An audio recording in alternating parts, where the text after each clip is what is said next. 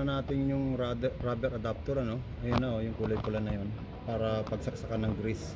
So ito ilasaksak natin doon sa butas na maliit. Nilagyan natin ng kalang para baka sakaling matras kung lagyan natin ng pressure.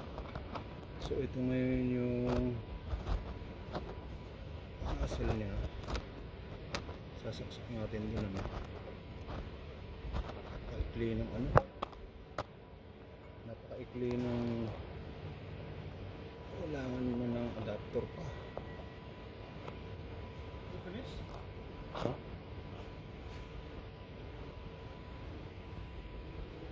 Okay, then ngayon i-press na natin yung grease.